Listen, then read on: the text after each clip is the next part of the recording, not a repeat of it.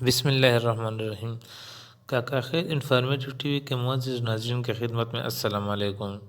محترم ناظرین، آج ہم آپ کو بتانے والے ہیں تختبئی کے آثار قدیمہ کے بارے میں۔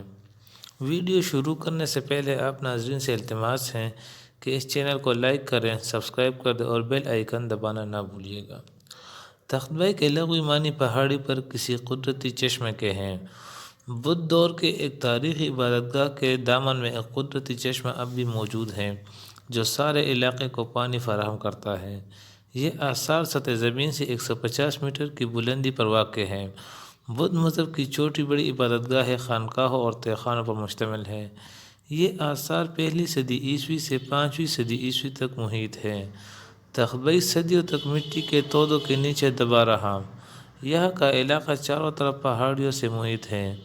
سوات کی طرف جانے والی سڑک کے دور دور تک پہاڑی پتھریلی راہوں اور ہموار پگڈنڈیوں کا ایک طویل سلسلہ ہے جو صدیوں سے قائم ہے۔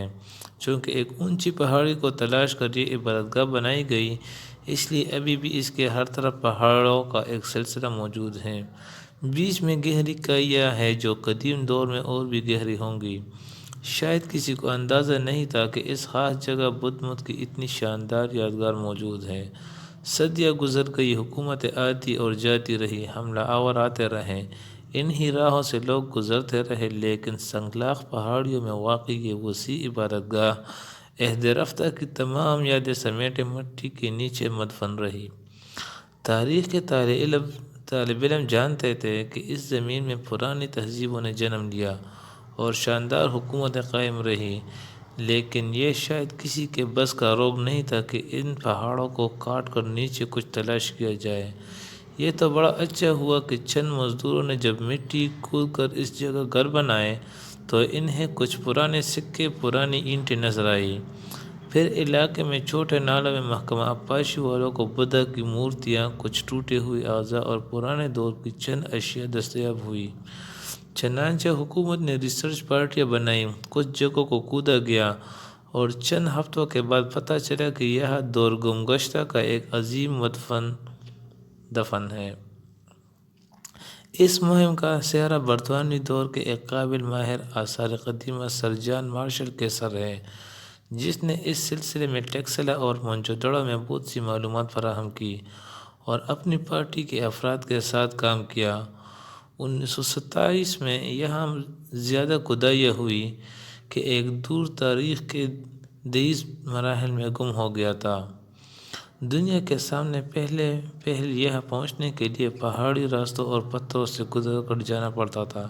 اب حکومت نے عبادت گاہ کے ایک طرف ایک باقاعدہ راستہ بنا دیا ہے جس کے ساتھ لوہے کا مضبوط جنگلہ موجود ہے۔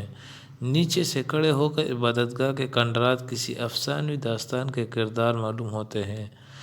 چڑھائی پر آہستہ آہستہ جانا پڑتا ہے۔ کنڈرات کے قریب سیڑھیاں بنا دی گئی ہیں جو 100 کے لگ بھگ ہیں۔ اوپر پہنچ کر سارے علاقے کا نظارہ بڑا محسوس کن لگتا ہے۔